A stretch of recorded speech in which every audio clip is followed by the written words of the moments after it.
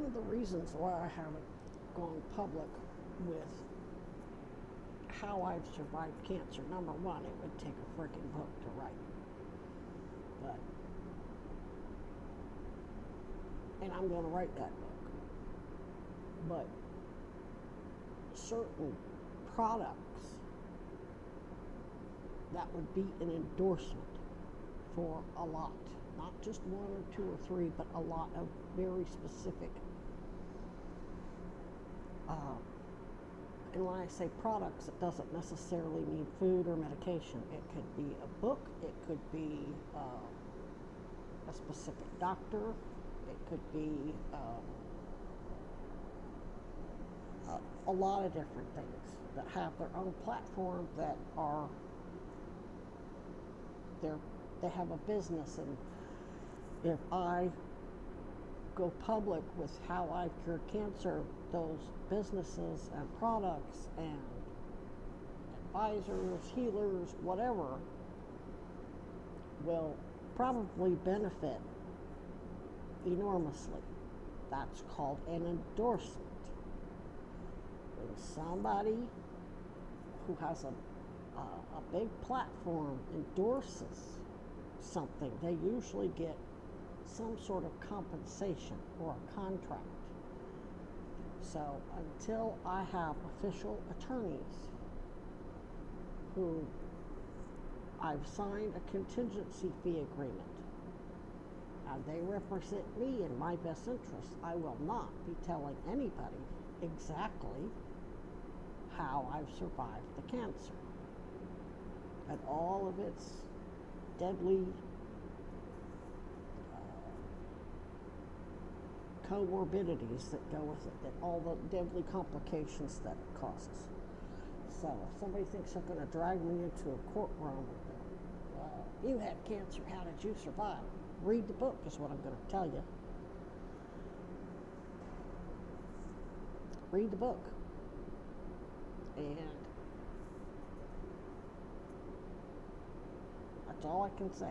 And because AA was involved, there has to be AA lawyers that are consulted to make sure I'm not profiting from my work with all of them in AA. So it's complicated, and I'm going to respect my own rights to compensation. I'm going to respect AA's rights to no dues or fees. We're going to sit down, we're going to talk it out, and then we'll go public. But I'm not going to just blurt it out and say, oh, I did this, and I did that, and then I did this, and I did that, and I did this. Not going to happen. So just in case somebody thinks they're going to strong arm me and say, oh, well, if you had cancer, you'd be dead. I'm not going to fall for that. I'm not going to correct you and say, oh, well, I did this and I did that, and blah, blah, blah, blah, blah. I'm not going to reveal. I'll be vague. Very vague. And it is a lot of work.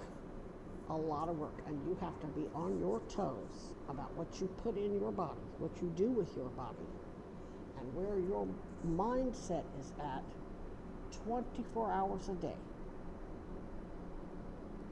So it's a mixture of, say, I don't mind endorsing Dr. Hunter Patch Adams. Mood has a lot to do with it. And it isn't about mood. It's about your brain. When you're happy and you're feeling good, you release a lot of natural pain relievers. And in all of that mixture, it actually heals your body and gives you strength, and then that creates good habits, and then you keep doing that.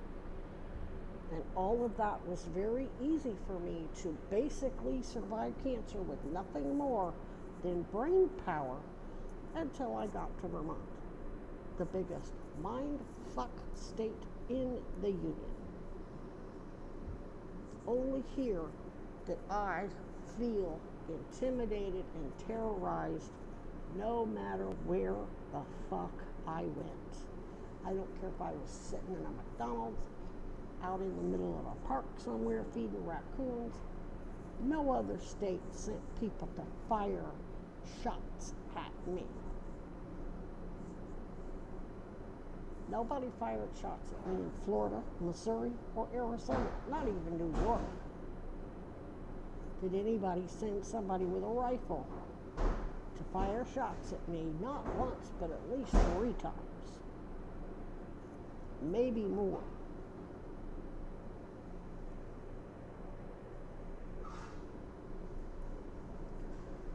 So your emotional well-being, and I'm not going to use the word mental health because that phrase mental health is part of the whole propaganda. It's the new merciless savages or N-word, or it's the new way of slurring people without it being based on,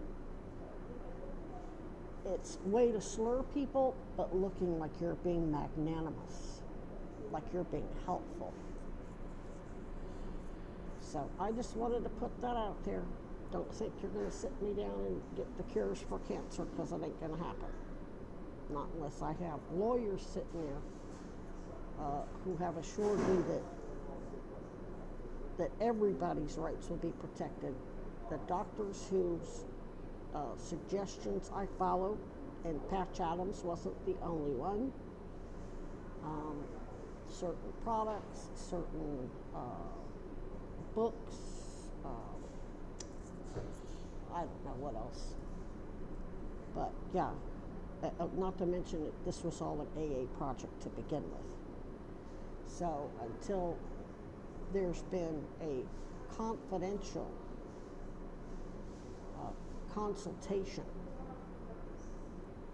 I mean, look at it like this. It's like my case will also affect the people who were actually abused by Epstein and Maxwell in person.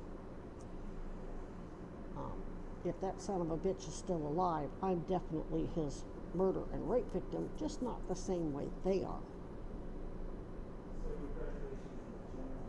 And they're in danger with from all of his partners in crime, whether you're red or blue.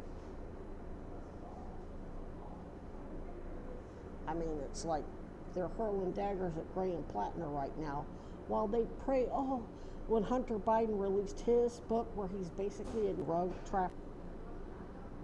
Oh, poor little Hunter, poor little rich boy. Oh, but Graham Plattner, you just make shit up and hurl it at him. And the Clintons, as far as I know, run the DNC. They're in the shadows, but whatever. I know they're not officially running it, but they're unofficially running it.